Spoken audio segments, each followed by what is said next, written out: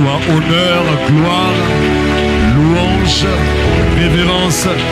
C'est dans le nom puissant de Jésus que nous avons prié. Et nous disons très fort Amen. Salut quelqu'un ce matin, dis-lui tu es la bonne personne au bon endroit. Tu es la bonne personne au bon moment. Alléluia. Avant de t'asseoir, je te prie de rester debout et d'acclamer le Seigneur Jésus-Christ pour la vie, le ministère, le manteau de nos pères, les apôtres Yves et Ivan Castanou que Dieu a établi sur cette commission. Alléluia. Prends place et parle à toi-même, dis ma vie est sur le point de changer. Gloire à Jésus. Je te souhaite la bienvenue dans l'église du Seigneur à ce deuxième culte. Et je salue aussi ceux qui font deux cultes. Alléluia. Est-ce que ceux qui étaient au premier culte peuvent acclamer le Seigneur pour eux-mêmes? Les violents du royaume. Alléluia. Colossiens 2, les versets 6 et 7 que nous lisons depuis le début de l'année, mais en réalité depuis l'année passée. Comme donc vous avez reçu le Christ Jésus, le Seigneur marchait en lui, enraciné et édifié en lui, et affermi dans la foi selon que vous avez été enseigné, abondant en elle avec des actions de grâce. Amen. Nous sommes toujours dans notre année de la croissance en Christ. Dis cette année je vais croître. Dis cette année je dois croître. Et personne ne m'empêchera de croître. Nous avons parlé pendant longtemps de la nécessité de se consacrer à la parole de Dieu ou encore à la parole de Christ. Je vais y revenir courant les dimanches prochains. Mais par la grâce de Dieu, ce matin, je vais ouvrir une parenthèse pour nous parler de croître en grâce. Dis à quelqu'un, il est possible de croître en grâce. De Pierre 3, 18, la Bible dit, mais croissez dans la grâce et dans la connaissance de notre Seigneur et Sauveur Jésus-Christ. À lui soit la gloire maintenant et pour l'éternité. Amen. Luc 2, 52, que vous maîtrisez mieux que moi, la Bible dit, et Jésus croissait en sagesse, en stature, en grâce devant Dieu et devant les hommes. Jésus, quoi qu'étant la parole qui était au commencement et qui s'est matérialisée au travers de la chair humaine et qui est venu pour accomplir la mission qui consistait à sauver l'humanité de la condamnation, la Bible nous révèle ici qu'il a eu un processus de croissance. Et dans ce processus de croissance, il a cru en stature, en grâce et devant les hommes. Si Jésus-Christ a cru, ça veut dire que toi et moi, nous avons l'obligation de croître également. Mais qu'est-ce que la grâce? La grâce vient du grec charis. Charis, c'est ce qui fournit la joie, ce qui apporte le plaisir, ce qui apporte les délices, la douceur, le charme et même la tendresse. Mais la version la plus répandue de la grâce, c'est ce que toi et moi considérons comme étant la faveur, mais une faveur imméritée. Amen. Et notez que pour les Juifs, la grâce est profondément liée à la miséricorde et à l'amour bienveillant de Dieu à l'égard de l'humanité. Et cet amour que Dieu manifeste au travers de l'humanité, on trouve cela dans Jean 3, 16. La Bible dit que Dieu a tant aimé le monde qu'il a donné son Fils unique, afin que quiconque croit en lui ne périsse point, mais qu'il ait la vie éternelle. Cet amour de Dieu manifesté à l'égard de l'homme en livrant son Fils Jésus-Christ pour le salut, c'est une manifestation de la grâce. Pourquoi? Parce que l'homme était livré à la condamnation. En ce que lorsque Dieu lui a donné le pouvoir, il a perdu ce pouvoir-là et ce pouvoir est allé chez Satan. Et normalement, l'homme devait périr avec Satan. Mais Dieu l'a tellement aimé qu'il va manifester une faveur imméritée à son égard en faisant mourir son fils Jésus-Christ. Romains 5, le verset 8, la Bible dit, mais Dieu prouve son amour envers nous en ce que lorsque nous étions encore pécheurs, Christ est mort pour nous. Donc pendant que tu étais dans des déviations, pendant que tu buvais, pendant que tu cherchais les femmes d'autrui, pendant que tu volais l'argent des parents, l'amour de Dieu s'est manifesté à ton égard. Dis quelle grâce. Normalement, ceux qui dévient, ceux qui ne respectent pas les règles dans la société, leur lieu de résidence, c'est la prison. Mais beaucoup d'entre nous ici, on a eu à voler et on n'a jamais été attrapé, ni par nos parents, ni par la police. Si c'est vrai, dis amen.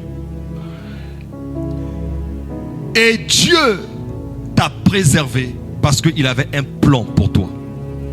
Et même si tu as connu la prison et que tu en es sorti, c'est parce que Dieu a livré Jésus-Christ à la croix pour toi. Et donc la grâce, ce n'est pas quelque chose que l'on mérite. C'est quelque chose qu'on reçoit sans fournir d'efforts, surtout lorsqu'il s'agit du salut. Luc 1, 28, la Bible dit, l'ange entra chez elle et dit, je te salue, toi à qui une grâce a été faite. Le Seigneur est avec toi. Lorsque l'ange est allé voir Marie pour annoncer à Marie que malgré ta virginité, tu tomberas enceinte et par toi, le salut de l'humanité sera manifeste. Marie n'avait rien fait. Elle n'avait fourni aucun effort. Et même sa virginité n'était pas un critère exceptionnel puisque à l'époque, elle n'était pas la seule vierge. La grâce est entrée dans sa maison. Je prie que la grâce te localise également ce matin. Nous parlons de la croissance de la grâce. La croissance est la volonté de Dieu pour ta vie. Dieu veut que tu croisses dans tout ce que tu fais. Lorsque nous avons parlé de la croissance à tous égards, on a vu que c'était la volonté de Dieu. Deutéronome 8, les versets 13 à 14. Ensuite, on lira 17 à 18. La Bible ici nous montre que Dieu est l'auteur de la croissance, même dans la prospérité. Il dit, lorsque tu feras multiplier ton gros et ton menu bétail, lorsque tu verras s'augmenter ton or et ton argent, et s'accroître tout ce qui est à toi, prends garde que ton cœur ne s'enfle et que tu n'oublies l'Éternel ton Dieu qui t'a fait sortir du pays d'Égypte, de la maison de servitude. Garde-toi de dire en ton cœur, ma force et la puissance de ma main m'ont acquis ces richesses. Il dit, souviens-toi de l'Éternel ton Dieu, car c'est lui qui te donnera de la force pour les acquérir. Parfois nous pensons que notre prospérité financière est le fruit de notre connaissance. J'ai pris part à telle formation, gloire à Dieu. J'ai fait appel à tel coach qui m'a montré comment gérer mes finances, gloire à Dieu. Mais la vérité est que si tu étais invalide, tu n'aurais pas eu accès à ces formations. Et donc il parle au peuple qu'il a pris de l'Égypte pour leur dire, je connais votre avenir c'est moi qui l'ai dessiné. Et lorsque vous verrez accroître votre argent, votre or, gardez-vous de dire que cela est l'œuvre de votre force. Parce que tant que vous étiez dans la servitude, il était impossible pour vous d'avoir des possessions. Parce que vous étiez esclaves des Égyptiens. C'est comme toi et moi. Tant que nous étions païens, nous étions soumis aux lois des autels de nos familles. Il y avait une grande destinée, mais nous étions des esclaves. Donc nous ne pouvions pas jouir de notre héritage. Aussi longtemps, excusez-moi, que l'héritier était un enfant, il ne diffère en rien d'un esclave. Et c'est par amour qu'il nous a pris du royaume des ténèbres et il nous a transportés dans le royaume du Fils de son amour. Et là, l'apôtre Paul va dire ceci dans Éphésiens, que nous sommes son ouvrage, ayant été créés ou encore recréés en Christ pour des bonnes œuvres que Dieu a préparées d'avance afin que nous les pratiquions. En d'autres termes, lorsque tu donnes ta vie à Jésus, il y a une réconfiguration. Parce que quand tu viens, lorsque Dieu t'avait créé, lorsque tu es entré dans le sein de ta mère, il y avait un dessein, il y avait des projets de paix et de bonheur pour toi. Je connais les projets que j'ai formés pour toi, projets de paix et de bonheur, afin de te donner un avenir et de l'espérance. Jérémie, depuis que tu étais dans le sein de ta mère, c'est moi qui t'ai formé. Je t'avais déjà établi prophète. Donc il y avait déjà un dessein conçu pour toi. Mais cependant, n'étant pas à Christ, nous avons tous été victimes de l'agenda du monde des ténèbres. Et donc l'ordre divin est rétabli dans notre vie lorsque nous donnons notre vie à Christ. C'est pourquoi désormais tu peux prospérer. C'est pourquoi désormais tu peux postuler et tu as un travail. C'est pourquoi désormais tu peux travailler et puis avoir une augmentation, avoir une promotion. Dis à quelqu'un, tout n'est que grâce. Il dit, souviens-toi de l'Éternel ton Dieu, car c'est lui qui te donnera la force. Au premier culte, je disais que il y a plusieurs personnes, des gens intelligents, des gens brillants, qui ont des grands projets pour leur vie. Mais cependant, ils ne peuvent pas l'exécuter parce qu'ils sont au CHU, allongés, incapables. Certains ont perdu la mobilité. Ils sont obligés d'être nettoyés, pris en charge même par leurs enfants. Donc si tu es debout, si tu peux te lever tous les matins, aller au travail, aller vendre, faire ceci ou cela, et que cela te génère de l'argent, sois humble. C'est la grâce de Dieu.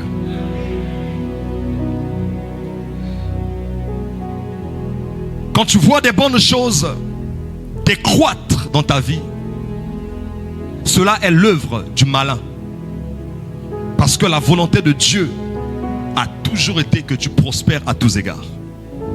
Mais lorsque tu commences à voir qu'il y a des choses qui commencent à décroître dans ta vie, tu commences à perdre de l'argent, tu commences à perdre des connexions essentielles, des personnes utiles pour ta destinée commencent à te quitter, sache que derrière, en filigrane, il y a le malin. La Bible dit que le diable ne vient que pour dérober, pour égorger et détruire. Mais moi, je suis venu afin que les brebis aient la vie et qu'elles soient dans l'abondance. Donc, il s'assure que tu aies la vie éternelle. Donc, ton salut éternel est préservé. Mais en attendant la mort ou en attendant son retour, il veut que tu prospères également à tous égards. Dis avec moi, c'est une grâce. Note avec moi que le détachement à certaines personnes et l'attachement à d'autres personnes peuvent être des signes de croissance ou de décroissance dans ta vie. La Bible dit que celui qui a beaucoup d'amis les a pour son malheur. Proverbe 18, 24. Il peut arriver que lorsque tu entres dans ta phase de croissance, que certaines personnes se détachent de toi parce qu'ils ne vont plus supporter le rythme dans lequel tu vas fonctionner désormais. Ils sont obligés de se détacher de toi. Ils t'appellent à 8 heures, ils voient que tu ne réponds pas. Ils te laissent des messages jusqu'à 12 heures. Et c'est à 13 heures que tu réponds à l'appel. Lorsque tu réponds, tu dis, j'étais en train de travailler, j'étais en train de lire des livres. Parce que j'aspire à devenir un grand patron au Congo. Dieu m'a dit que je suis une autorité. Est-ce que je parle à quelqu'un? Et donc, comme ton mode de vie va changer, certaines personnes médiocres envoyées par le diable pour te détourner de ta vision, Dieu va les détacher de toi. Et quand tu vois également des personnes que tu ne connaissais pas, ou que tu connaissais, mais qui commence à te dire des choses que tu ne connaissais pas, des choses utiles pour ton avancement, c'est un signe que le processus de croissance vient d'être déclenché dans ta vie. Pour ce matin, notez en ce qui concerne la grâce que la grâce a existé dès le commencement. La grâce n'est pas le plan B de Dieu. La grâce a toujours été le plan A de Dieu. 1 Pierre 1, 19 à 20, mais par le sang précieux de Christ, comme d'un agneau sans défaut et sans tache, et prédestiné avant la fondation du monde, manifesté à la fin des temps à cause de vous. Donc le plan du salut a été élaboré même avant que l'homme ne pêche. Dieu savait que l'homme devait pécher. Et avant la fondation du monde, il avait déjà préparé un agneau. C'est un peu comme l'image du sacrifice de Isaac. Abraham est en train d'aller sacrifier Isaac, mais ce qu'il ne sait pas, c'est que sur la montagne, il y avait déjà le sacrifice. Alléluia. Adam a échoué parce qu'il n'avait pas compris la grâce. Adam a échoué parce qu'il n'a pas grandi dans la grâce. Adam a échoué parce qu'il est tombé dans la grâce. Lorsque Dieu a créé Adam, avant de le créer et de le manifester du reste, Dieu a d'abord créé tout un environnement. Il a créé les cieux et la terre. Il a créé les forêts. Il a créé un jardin. Il a créé un cadre. Ensuite, il a placé Adam. Qu'est-ce que Adam avait fait pour être placé au milieu du jardin? Rien. Qu'est-ce que Adam avait fait pour être un être humain? Rien. Il aurait pu être un lézard. Et toi-même, Dieu aurait pu te créer serpent. Même si quelques-uns ont des comportements de serpent. Non, pas ici, ailleurs. Dieu aurait pu faire de toi une tortue. Ou encore un cafard. Le fait que tu sois un être humain est une grâce.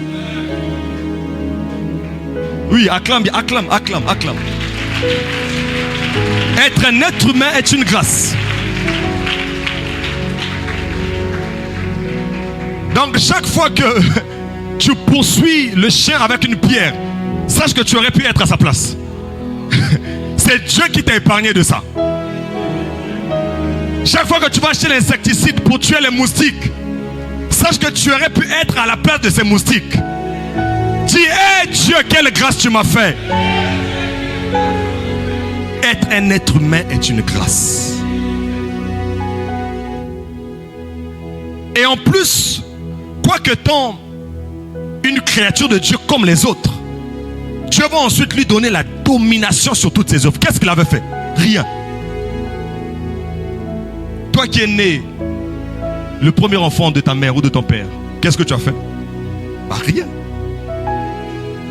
Et tu dis aux autres, il faut me respecter. Qu'est-ce que tu as fait? Non, on sait qu'on doit te respecter, mais reconnais également que être aîné n'est qu'une grâce. C'est une grâce. Du reste, si on ne t'avait pas dit que tu étais aîné, tu n'aurais même pas su. Amen. Ce sont tes parents qui t'ont dit que ceux que tu vois là, ce sont tes petits frères, ce sont tes petites soeurs. On t'a dit ça. Amen. On peut s'arrêter là ou que j'avance un peu? Et même lui donner une femme était une grâce. C'est pas Adam qui a eu le besoin de la femme. Non. C'est vrai qu'il a vu que les animaux étaient deux. Mais Dieu aurait pu le laisser comme ça.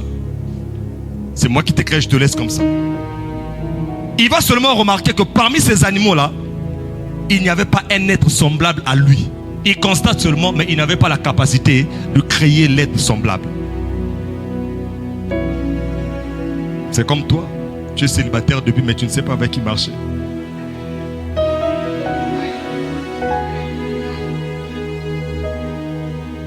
J'ai mal parlé. Hein?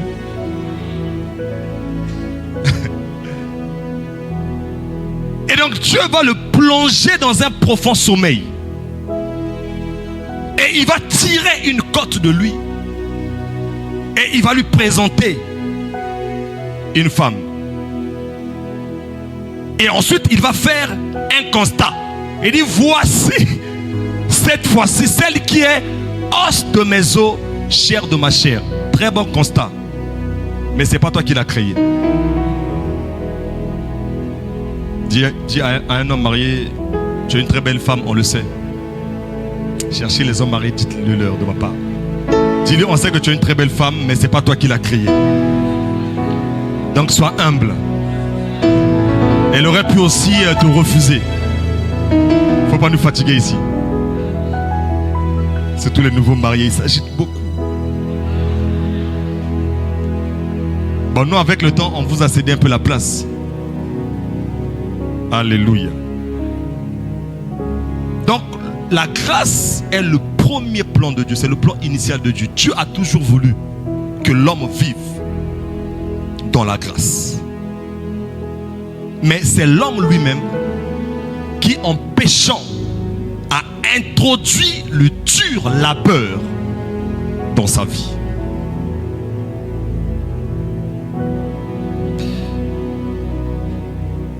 Si la grâce existe avant le commencement et que Dieu l'a rétablie par le sacrifice suprême à la croix, comment faire pour recevoir la grâce? J'aimerais ici préciser qu'il y a des grâces que l'on reçoit sans fournir d'efforts. Le don de la vie, c'est une grâce. On n'a rien fait, nous avons reçu la vie. Alléluia. Dieu ne nous a pas attendus pour livrer Jésus-Christ. Avant même que tu ne naisses, il avait déjà livré Jésus, plus de 2000 ans en arrière. Maintenant, il met devant toi la vie et la mort. À toi de choisir la vie afin que tu vives. Mais cependant, il y a des grâces qui, pour les recevoir, tu dois les reconnaître. Si tu ne les reconnais pas, ces grâces ne s'attacheront pas à toi. Jean 1, les versets 10 à 12, la Bible dit, parlant de la grâce qui s'est manifestée sous forme de parole, elle était dans le monde et le monde a été fait par elle. Et le monde ne l'a point connue. Elle est venue chez les siens et les siens ne l'ont point reçue. La grâce s'est manifestée. La grâce est venue, mais les gens n'ont pas reconnu la grâce. Mais pourquoi? Parce que lorsque la grâce se manifeste en règle générale, la grâce se manifeste en étant informe et vide. Jésus, quoique étant roi, il n'est pas né dans des conditions royales. Il est né dans des conditions méprisables. Beaucoup d'entre nous, nous méprisons certaines personnes. Or, ce que tu ne sais pas, la personne que tu méprises peut être la grâce de Dieu dans ta vie. Je vais redire ce que j'ai dit au premier culte. Et heureusement que la sécurité est là, il va me protéger. Il y a certaines sœurs, il y a des frères qui s'appellent grâce, qui se présentent à vous. Mais ils sont informes et vides. Les aisselles sont encore mauvais. La bouche pue encore. Et c'est dans cet état-là qu'il se présente à toi. Informe et vide. Mais si tu n'as pas la grâce pour le reconnaître, il va partir. Une autre sœur va récupérer. Elle va le prendre. Elle va le laver. Elle va le positionner pour elle-même.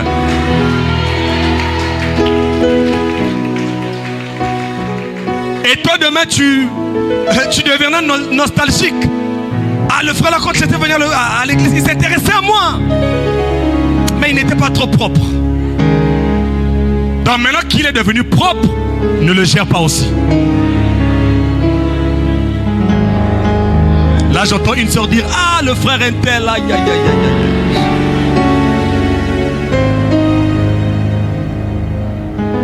Alors je n'ai pas dit aux frères de ne pas brosser vos bouches. J'ai pas dit ça. Sous prétexte que je suis la grâce, ma bouche doit sentir mauvais. Je ne vous ai pas dit ça, mes frères. Il ne faut pas déformer mes paroles. Il dit, mais à tous ceux qui l'ont reçu, à ceux qui croient en son nom, elle a donné le pouvoir. Donc quand tu reconnais la grâce et que tu l'acceptes, tu as un pouvoir. Yes. Ceux qui vont chercher les mines, ceux qui vont chercher le pétrole, ils ont un pouvoir que toi et moi on n'a pas. Je vais dire ça doucement. Ils peuvent décider s'il y aura le carburant ou pas. Et toi avec ton joli véhicule, tout ce que tu auras à faire c'est de te plaindre. Dis à quelqu'un, reconnaît la grâce. Hébreux 13:2. N'oubliez pas l'hospitalité, car en l'exerçant, quelques-uns ont logé des anges sans le savoir. Il y a une technologie qui te permet de reconnaître la grâce, même en étant aveugle. C'est d'exercer l'hospitalité. Parce que tu ne connais pas le jour de ta visitation. Abraham a reçu des gens chez lui. Lorsque ces gens sont venus à lui, ils n'avaient pas des ailes, bien-aimés. Ils étaient en forme d'homme. Mais l'exercice de l'hospitalité a fait que ces gens-là ont libéré des choses sur lui. Dis à quelqu'un, fais attention à ta façon de traiter les gens. Tu ne sais pas qui est qui.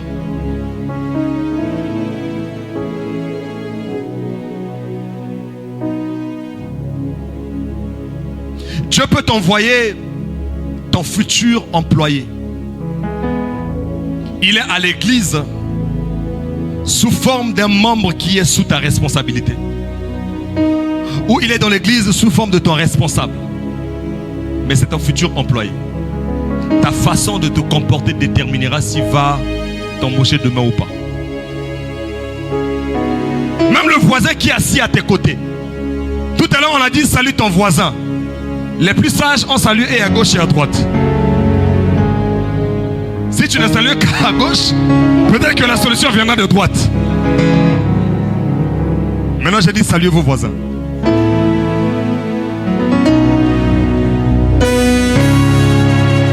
Là les gens vont même ils veulent aller même jusqu'à l'extérieur. Tu ne sais pas qui est à côté de toi.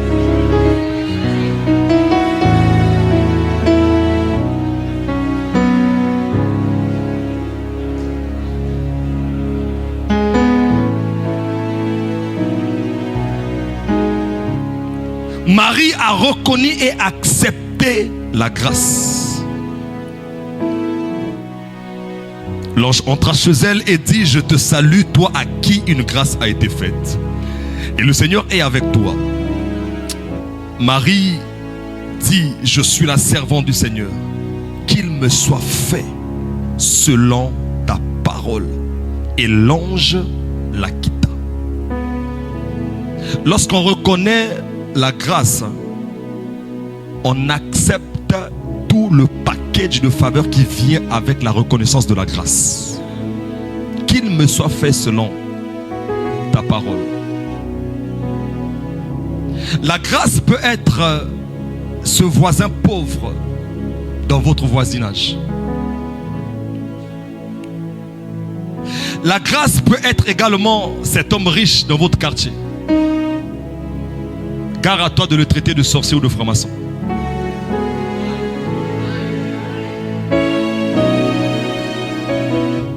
Qu'il ait réussi par par des voies conventionnelles ou pas, qui t'a établi juge sur sa vie. Parce que quand Dieu veut te faire du bien, il passe par n'importe qui. Oh, acclame très bien, acclame bien.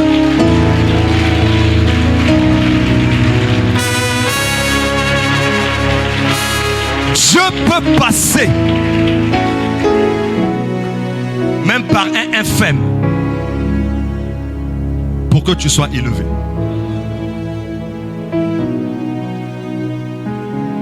Parce qu'il y a une folie que j'ai vue sur la terre. Des princes sont à pied et les hommes faibles, les esclaves sont sur les chevaux. Comme ce sont eux qui sont sur les chevaux, tout ce que tu as à faire, c'est de composer avec eux. Surtout pour vous qui faites des lives, faites attention. Quand on cherche le boulot, on n'écrit pas n'importe quoi sur les réseaux sociaux.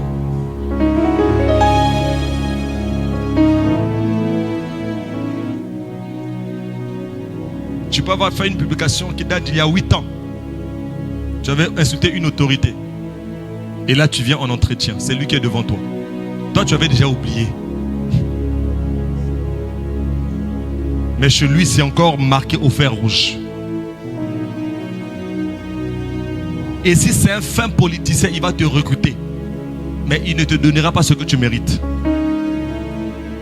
C'est ce qu'on appelle au Congo Nko. Ou encore Loma. La convention collective dit que tu dois gagner je ne sais pas combien.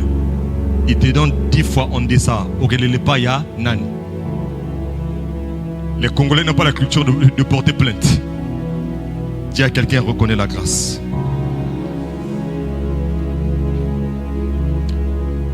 Si tu reconnais la grâce, il ne faut pas te limiter à la reconnaissance de la grâce. La prochaine étape, c'est de croître dans la grâce. Ou de grandir dans la grâce. Pour grandir ou pour croître dans la grâce, il faut connaître les actions à poser dans la saison de la grâce. Esther 4,14, car si tu te tais maintenant, le secours et la délivrance surgiront d'autre part pour les Juifs.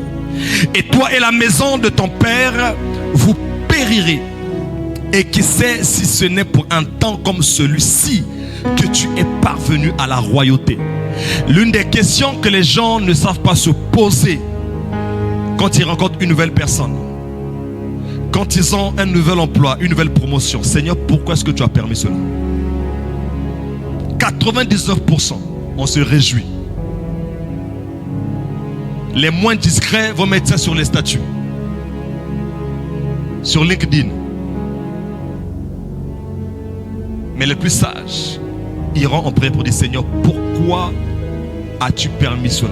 Parce que l'Éternel a tout fait pour un but. Même le méchant, disent les Écritures, pour le jour du malheur. Oh Lord, I give you praise. Même lorsque tu rencontres les hommes méchants dans ton lieu de travail, il y a un but derrière.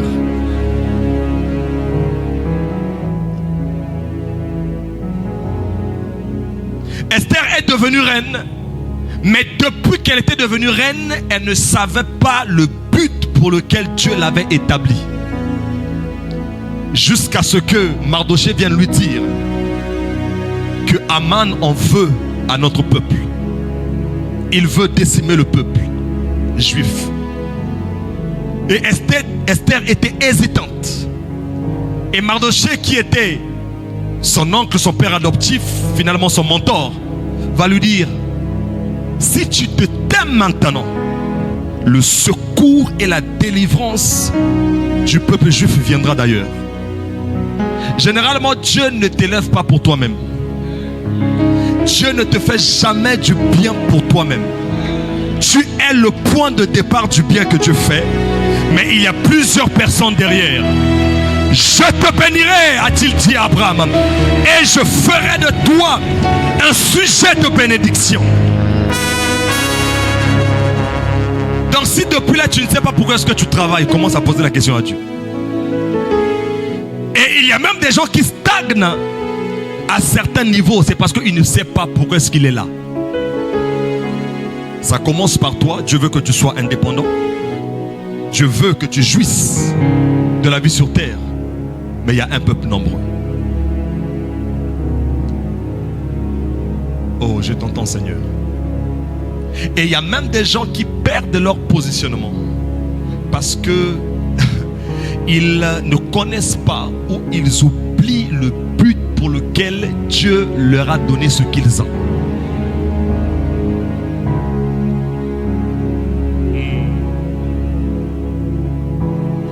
Si tu te t'aimes maintenant, le secours viendra d'ailleurs. Mais toi et la maison de ton père, vous allez périr. Qui sait si ce n'est pour un temps comme celui-ci que tu es parvenu à la royauté? Pourquoi dans votre famille tu es la seule personne à s'être mariée? Pourquoi parmi tous tes amis d'enfance tu es la seule personne à avoir une bonne condition? Pourquoi parmi les membres de ta famille tu es le seul chrétien ou la seule chrétienne? Pourquoi tu t'es marié à un homme qui a déjà des enfants? Pourquoi tu t'es marié à un fils ou à une fille unique? On ne se pose pas ces questions. Pourquoi tu t'es marié à un orphelin?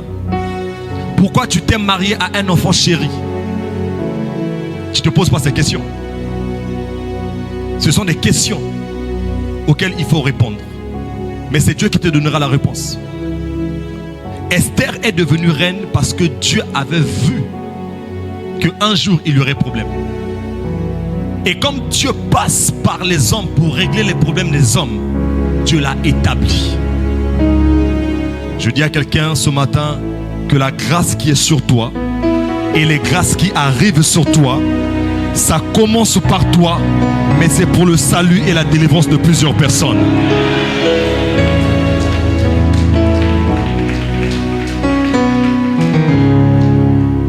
Pour grandir dans la grâce, il faut toujours dire merci à Dieu et merci aux hommes ou aux femmes par qui Dieu passe ou par qui Dieu est passé pour te faire grâce. Yes. Tu t'es réveillé un matin, on t'a envoyé l'offre d'emploi et tu as eu le boulot. Tu ne sais même pas écrire à la personne qui t'a envoyé l'offre d'emploi. Ça te parle, hein?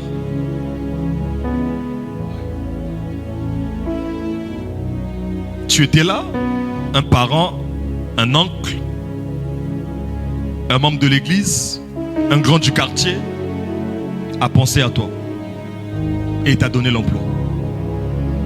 Le Dieu de ICC, amen, on sait. Mais dis aussi merci à la personne que tu as utilisée.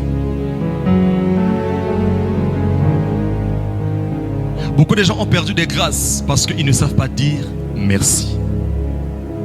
Ils ne savent pas dire c'est grâce à toi que j'ai obtenu ce que j'ai obtenu. Je dis toujours et tout le temps merci à l'apôtre Yves. Et parfois accompagné de mes petites offrandes pour lui dire merci. Tu sais pourquoi? Parce que comme Jérémie avait des promesses dans nos vies, des choses ont été libérées. Mais à cause de ce par quoi on est passé, la débauche dans laquelle on était, peut-être que ces choses-là ont été volées. Mais dès que je suis venu à ICC, c'est comme s'il y a eu un compte à rebours. En ce qui me concerne, je suis venu à ICC en 2013, juillet. Et en novembre, j'ai eu un stage aux grands travaux. Donc les choses se sont déclenchées quand je suis venu à l'église. Donc je dis merci à Dieu, mais je dis également merci à l'homme que Dieu a établi. Mais je ne m'arrête pas à lui. Je dis merci au canal humain que Dieu a utilisé. Lorsque je dois quitter, j'étais aux grands travaux, ensuite je suis allé au ministère de la Santé. Et avant de quitter le ministère de la Santé pour là où je suis aujourd'hui, j'ai pris toutes les cartes de crédit qu'on m'avait données dans mon nouveau travail et je suis allé donner ça à la personne qui m'avait donné mon premier stage aux grands travaux. Pourquoi? Parce que lorsque je suis en train de me séparer de Madame la ministre Lydia Mikolo, elle m'a dit, sache que là où tu vas là-bas, on t'appelle parce qu'il y a eu un passé. S'il n'y avait pas l'expérience précédente, ils n'auraient pas eu besoin de toi. Et jusqu'aujourd'hui, j'ai gardé de très bons rapports. Beaucoup d'entre vous, vous avez fermé, vous avez coupé les ponts avec des gens qui vous ont fait du bien. C'est ce qui fait qu'il y a des grâces qui ne coulent pas. Parce que Batobazo Nyonga. Les gens se plaignent à votre sujet. On dit merci à Dieu, on dit merci aux hommes. Pour grandir dans la grâce, il faut développer la conscience de la grâce. Dis avec moi, la conscience de la grâce. Quand je rends grâce, je peux le faire une fois ou occasionnellement. Mais quand j'ai la conscience de la grâce, je ne peux pas perdre cela de vue. Pour une femme par exemple, si tu as eu un passé compliqué comme moi, si tu as la conscience de la grâce, tu vas faire une offrande à ton mari.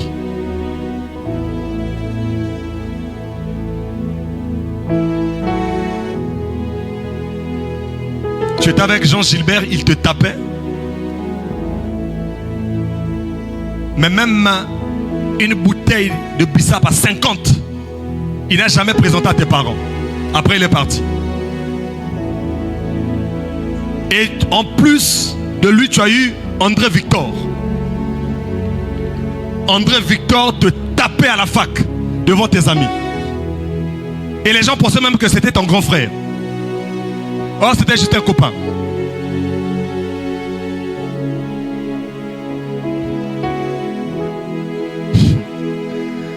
Et des années plus tard, tu as eu Patrick Makila Mabé.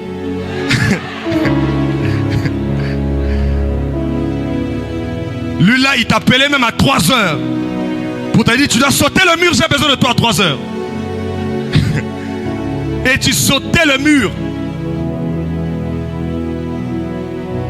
Pour rentrer à 13h et tu disais aux parents que tu étais parti à la nuit de prière.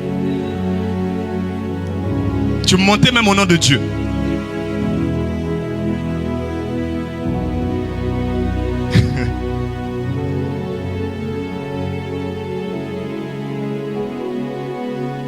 Et après tu as eu 007 Moutatembe.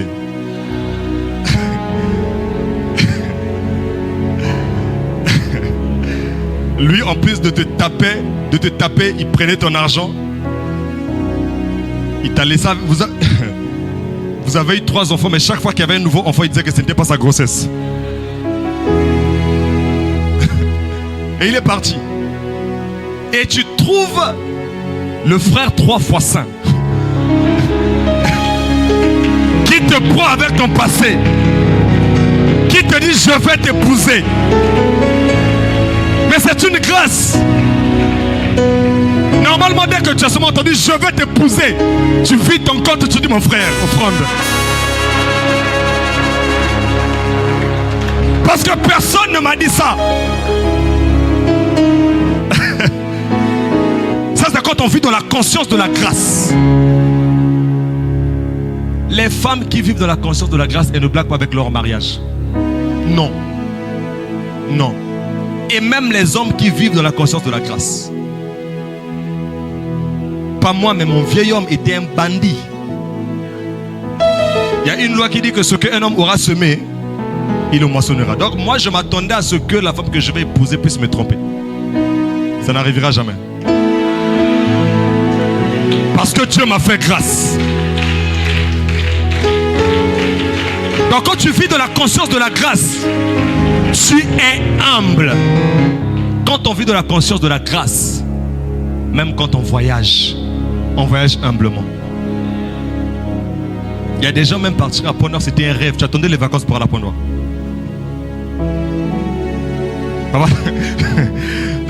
Parfois tu faisais les économies pour aller à Pointe-Noire. Mais le jour où Dieu te fait grâce, hier tu étais à Dubaï, la semaine d'après tu te retrouves en Afrique du Sud, et après tu te retrouves à Washington. Ne viens pas nous fatiguer ici, tous on connaît ton passé. Sois humble. Dis à quelqu'un, sois humble. Même quand tu vas acheter ta voiture V8 que je vais consacrer là, n'oublie pas que tu venais ici à pied.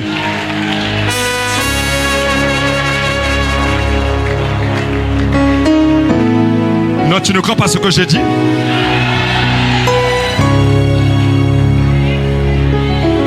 Et les amis, on va se rappeler ici. Hein.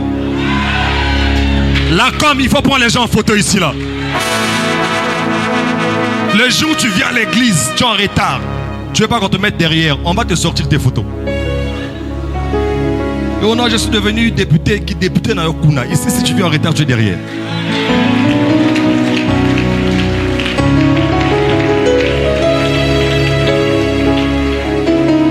Quand on vit dans la conscience de la grâce, on traite les autres avec respect. La Bible dit, qu'as-tu reçu qui n'a été donné? Et si tu l'as reçu, pourquoi est-ce que tu t'enfles d'orgueil? Vivre dans la conscience de la grâce. C'était la vie de l'apôtre Paul. Il dit, par la grâce de Dieu, je suis ce que je suis. Et sa grâce envers moi n'a pas été vaine. Loin de là, j'ai travaillé plus que eux tous. Non pas moi toutefois, mais la grâce de Dieu qui est avec moi.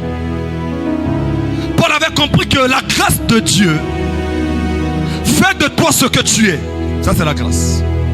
Mais la conscience de la grâce fait de toi ce que tu dois devenir.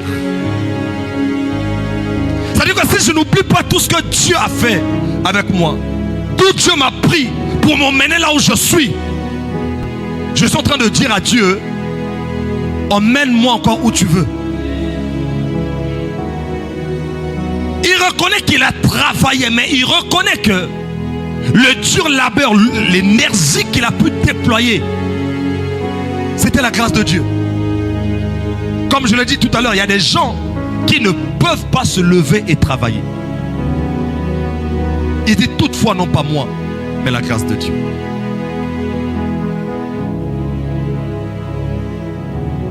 Lorsqu'on vit dans la conscience de la grâce de Dieu, on ne vole pas l'argent au travail. Dites très fort amen. Lorsqu'on vit dans la conscience de la grâce, on ne fait pas les pots de bananes aux gens pour être élevés. Dites très fort amen. Parce que la même grâce qui m'a donné ce que j'ai, la même grâce va me soulever pour m'emmener à un autre niveau.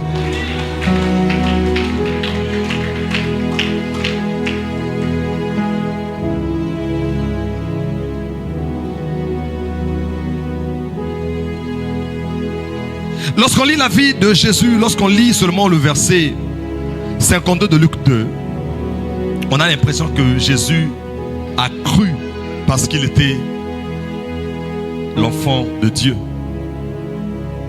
Et on l'a lu les semaines passées, mais lorsque vous lisez les versets d'avant, notamment le verset 46, la Bible dit qu'au bout de 3 jours, ils le trouvèrent dans le temple assis au milieu des docteurs, les écoutant et les interrogeant.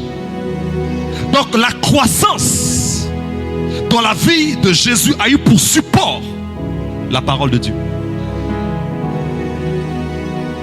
Quand tu te détaches de la parole de Dieu, tu te détaches de la grâce. Parce que c'est dans la parole de Dieu que tu vas trouver les clés pour aller d'une grâce à une autre. Pour aller d'un niveau à un autre. Et donc pour croître dans la grâce, il faut comme Jésus s'asseoir, être stable dans un endroit. Si tu appartiens à 10 églises, il n'y a pas de croissance pour toi. J'ai mal parlé. La croissance d'une plante, on l'a vu le dimanche passé, c'est ça? Surpassé. La croissance d'une plante se passe en combien? Sur combien de terres? En combien de lieux? Un seul endroit. La plante est plantée quelque part. Et à partir de ce lieu, sa croissance est rendue possible. Si on a un chrétien tel là, un chrétien instable n'a pas de croissance. Et ce sont des chrétiens qui créent plus de problèmes à l'église. Ouais.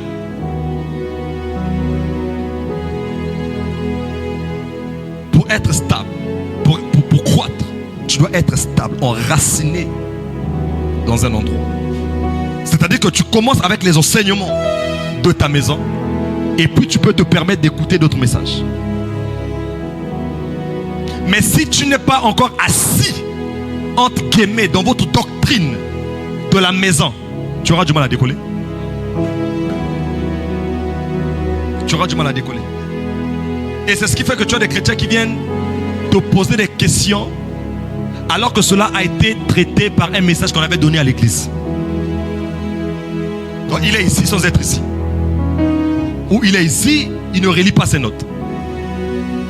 Bouge quelqu'un, dis-lui, j'espère que ce n'est pas de toi que le pasteur parle. Pour croître dans la grâce, il faut poursuivre la connaissance de Dieu et la connaissance du domaine dans lequel on a reçu grâce. La Bible dit les présents d'un homme, Proverbe 18:16. Les présents d'un homme lui élargissent la voie et lui donnent accès auprès des grands. Dieu t'a fait grâce. Il t'a donné un diplôme. Dans quel domaine? Cite le domaine. Dans quel domaine? Très bien. Droit, médecine. Ensuite, il t'a donné le travail. Dis avec moi grâce. Maintenant, pour croître dans la grâce, tu dois te former dans le domaine dans lequel Dieu t'a fait grâce. Ah, vous allez m'haïr ce matin. Si tu vends les habits, aujourd'hui les méthodes ont changé. Tu ne sais pas te former pour passer de la vente en présentiel à la vente en ligne. Tu as reçu la grâce, mais tu ne veux pas te développer dans la grâce. Ça fait qu'il y a des clients que tu ne pourras pas atteindre.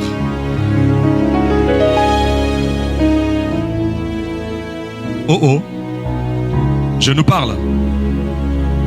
Tu as fait droit, ok. Tu maîtrises les codes, tu maîtrises les décrets, tu maîtrises les arrêts. Mais seulement tu ne sais pas travailler avec l'ordinateur. Tu as reçu la grâce, mais tes limites font que tu ne sais pas aller à un autre niveau. Dis, il faut croître dans la grâce. Et le challenge de la plupart d'entre nous, surtout toi qui aimes les voyages, tu dis, je me vois faire le tour du monde. Tu veux faire le tour du monde, mais tu es ennemi de l'anglais. C'est-à-dire que depuis que tu avais déchiré ton cahier d'anglais en 6e, jusqu'à aujourd'hui, dès que tu entends seulement « Oh !» tu fuis. C'est-à-dire que la personne n'a même pas dit anglais. Dès qu'il dit seulement « Oh !» tu fuis. Et dès que tu vois quelque part on écrit formation d'anglais, tu détournes ton visage, tu commences à avoir mal à la tête. Dis avec ma croix dans la grâce. Dieu t'a dit que demain, je ferai de toi le conseiller auprès des rois. Tu seras un dignitaire auprès des rois. Tu seras à Dubaï, tu seras aux États-Unis, tu feras ceci ou cela. Mais le problème avec toi, c'est que tu ne sais pas fermer ta bouche. Tout ce que tu entends, c'est tout ce que tu rapportes. Donc une fois on t'a fait grâce, je prends quel poste? Donnez-moi un poste. Hein? Non, c'est trop élevé. Tu as travaillé une fois auprès des chefs de bureau ou des chefs de service. Tu as pris les secrets professionnels, tu as mis ça sur Braza News. Et vous savez qu'à certaines fonctions, il y a des lettres de recommandation, notamment des endroits où tu as eu à travailler. Tu postules, tu as la compétence, mais la personne qui va recommander, il salit ton image. Il va dire, oui, il est capable, il est capable, il est capable, il est capable de. Mais son problème, c'est...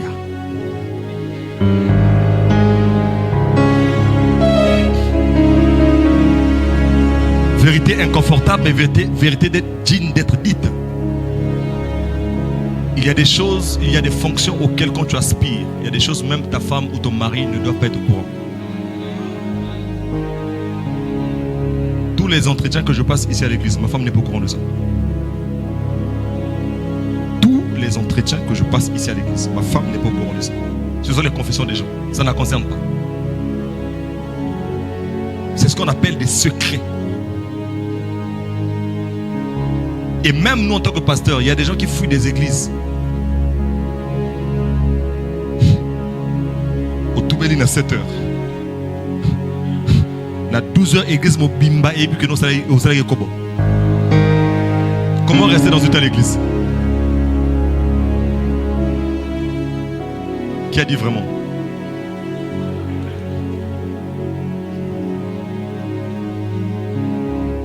Dis avec ma croix dans la grâce.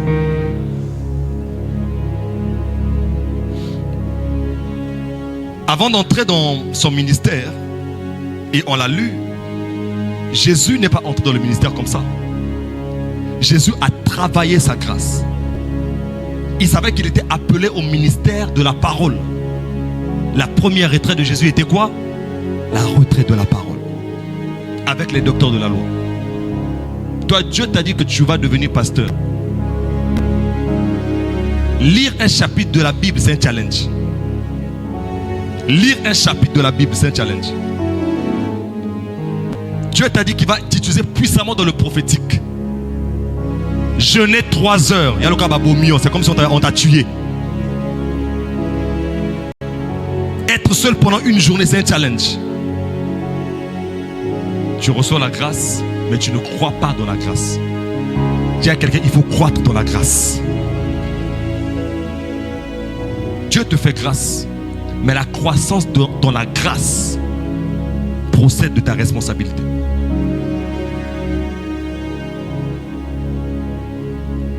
Que je m'arrête là ou que je poursuive un peu?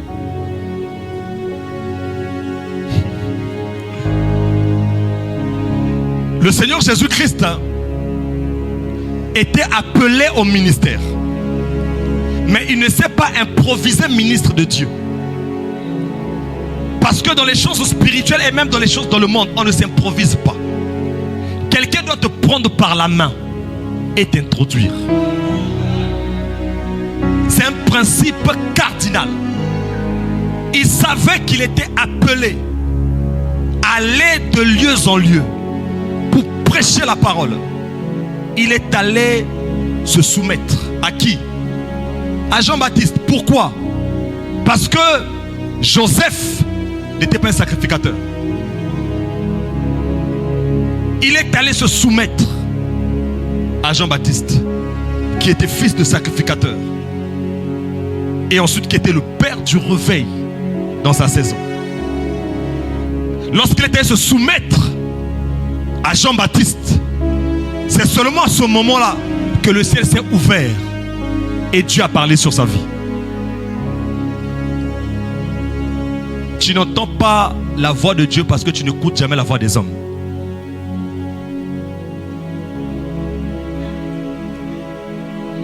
Tout ce qu'on te dit, tu boudes. Moi je. Dans l'église où on était, il n'y a pas de problème.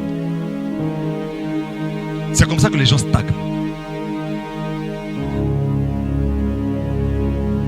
L'un des versets qui doit te faire peur dans la Bible, c'est le verset qui dit: la grâce est trompeuse et la beauté est vaine. Je connais beaucoup de chantres remplis de potentiel, mais qui jusqu'à aujourd'hui n'atteignent pas des fréquences élevées dans leur grâce. Pour un ami néné. Quand quand tu vois quelqu'un qui peut-être techniquement n'a pas son niveau, mais qui opère, c'est reconnu dans le monde que lui là, il a la grâce. Lui, tout ce qu'il sait faire, c'est de critiquer. Oh, moi si c'était moi, mais si c'était toi, même Brazzaville ne te connaît pas. Béni, pourquoi l'homme est comme ça?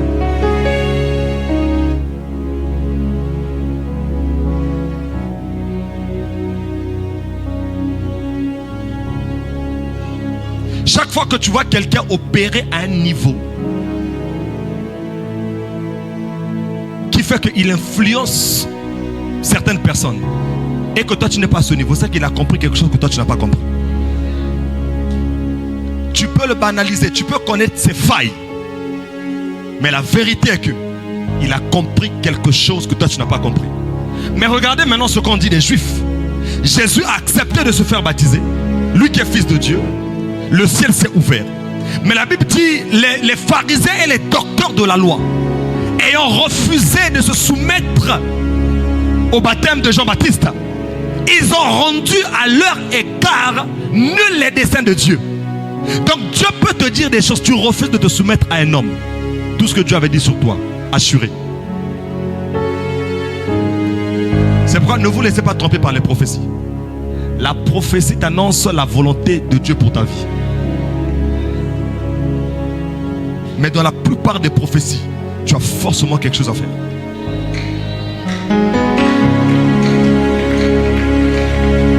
Non, je sais que tu ne veux pas acclamer. Je sais que tu ne veux pas acclamer.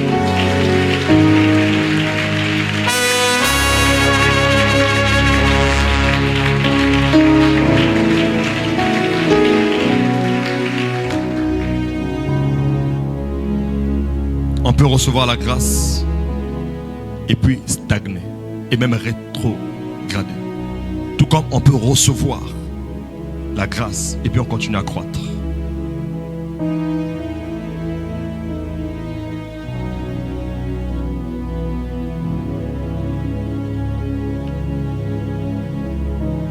La grâce dans ta vie, ça peut être l'homme que Dieu t'a donné. La grâce dans ta vie peut être même un enfant que Dieu t'a donné. Mais comment tu le sais? Tu analyses des choses. Pourquoi est-ce que ma vie a commencé à changer ce mode depuis que j'ai eu cet enfant? Depuis longtemps, je cherchais le travail. Pourquoi est-ce que l'arrivée de cet enfant a produit ça? Ça veut dire que la grâce dans ta vie, c'est ton enfant. Ça passe par des petites choses. C'est pourquoi il faut observer ton environnement. Pourquoi les choses dans ma vie ont commencé à décoller depuis que je suis venu à ICC Talangaï? Ça veut dire que la grâce dans ta vie, dans cette saison, ça s'appelle ICC Talangaï.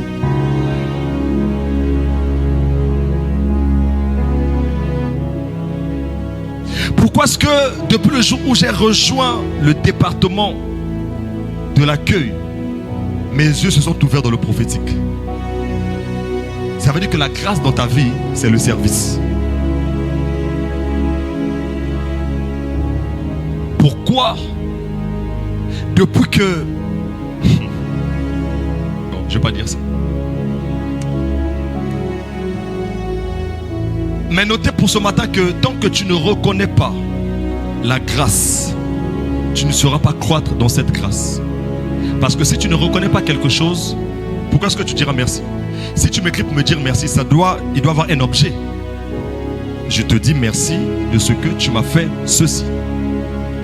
Je te dis merci de ce que à telle occasion, tu as dit telle parole et telle chose est arrivée. Quand tu dis merci à un homme de Dieu, tu es en train de valoriser le prix que l'homme de Dieu paye. Tu ne fais pas de lui Dieu, mais tu es en train de lui dire que tu ne payes pas le prix en vain. Quand tu jeûnes là, il y a des effets. Et moi, je suis bénéficiaire de ces effets-là.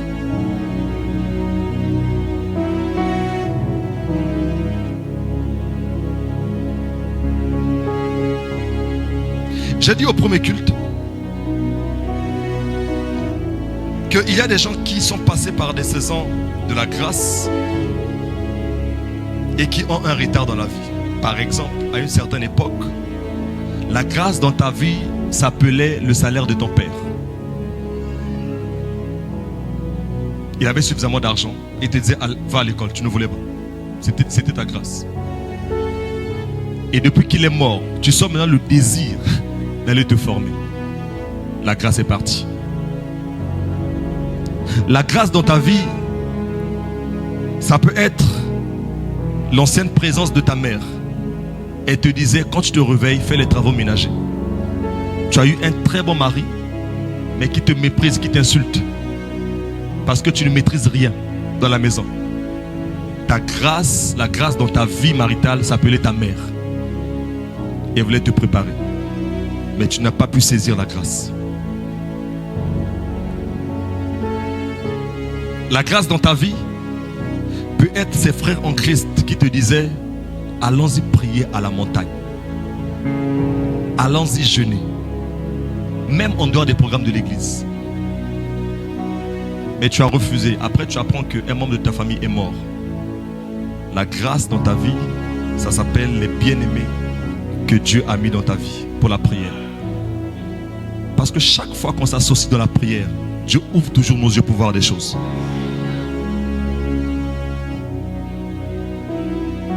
La grâce dans ta vie, et ça peut faire mal. Ça peut être la femme de ton père qui te maltraitait. Mais cette maltraitance t'a rendu indépendant. Tu es devenu quelqu'un de discipliné, d'ordonné.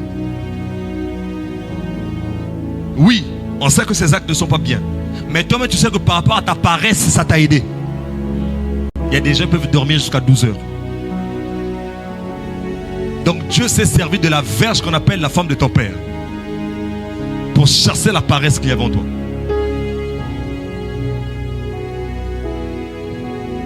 La grâce finalement, ça peut être quelqu'un que tu ne connais pas et qui te dit, est-ce que tu peux me vendre ces arachides? Je te vois au quartier, tu traînes, tu ne fais rien. Mais parfois ça peut être un test par lequel il te fait passer pour voir si tu aimes le travail ou pas. Mais comme toi tu aimes que les choses arrivent comme ça, en fait ce n'était pas l'arachide qui voulait que tu vendes, il voulait te tester parce qu'il y avait mieux pour toi. C'est pourquoi il faut prier que Dieu t'ouvre les yeux pour reconnaître la grâce dans ta vie. Le pasteur Atoms a dit, un jour la grâce s'est présentée dans sa vie et il a appelé cette grâce Roland Dallot, son père spirituel. Il dit, à une autre occasion, la grâce s'est présentée dans ma vie et cette grâce s'appelle Nadège. Dans ta vie aussi, tu as des gens qui sont des grâces. Mais est-ce que tu les reconnais? Est-ce que tu les valorises? Même en tant qu'ami, tu dois être capable de dire à ton ami, depuis que tu es entré dans ma vie, j'ai constaté que telle chose a changé dans ma vie. Maintenant, si ça n'a jamais changé, comme je l'avais dit,